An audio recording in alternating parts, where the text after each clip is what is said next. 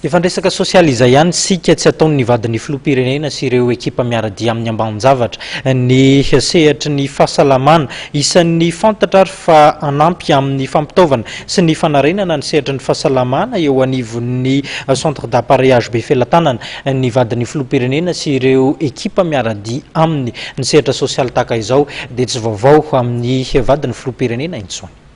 Niroso tamin'ny fanamboarana ny centre d'appareillage de Madagascar ety amin'ny hôpitaly be filatany etsy Mahamasina ny ekipa Andramatoho Rajaonary Mampianina Voangy vadin'ny filoham-pirenena Andriamatoho Rajaonary Mampianina Hery, ekipa izay nitarehy Andramatoho Rakotoarisoa Bakony Rainy. Birao sy efitrano fanasitranana misa folo no nasiana fanavaozana ary nitetina 12 tapitrisa ariary ny vola nentina nanatotosany ny asa araka ny fantatra nandritra ny lanonana fanokanana ny vodi-drafitrasa. Dia faly sy makasitraka indrindra amin'ny asa fanatsarana ny centre d'appareillage de Madagascar izay toerana iray manampy betsaka anay olona manana fahasembanana amin'ny fiainanay andavanandro.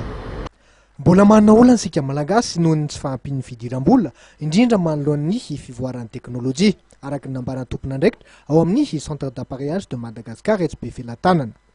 Ny olana zany zao eo amin'ny hoe le appareillage moa zany efa mivoatra eran-tany fa ny antsika zany mbola tsy afaka satria noho ny hoe amin'ny fahafahan'ny vidin'ny gasy zany zay zany tiezaka noho n'ilay tsaratsara fa hitanareo zany lafo be le matiera raha ohatra ka hanafatra matiera hoe lafo vidy be tsy ohatra nataontsika hoe polypropylène na fibre de carbone reny ohatra ny ataon'ny mpiazakazaka andafy reny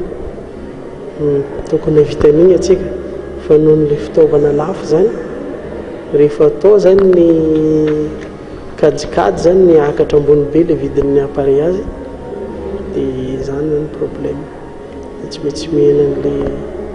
matériaux locaux ohatran'ireto ihany nanaovana. Ankoatrareo kabarin'ny fanesy dia nanamarika izao lanonam-pitokanan'izao ny fitsidihanareo fodi-drafitrasana sy mpanavaozana ao anivon'ny CAM niarahana tamin'ireo olo manan-kaja maro samihafa.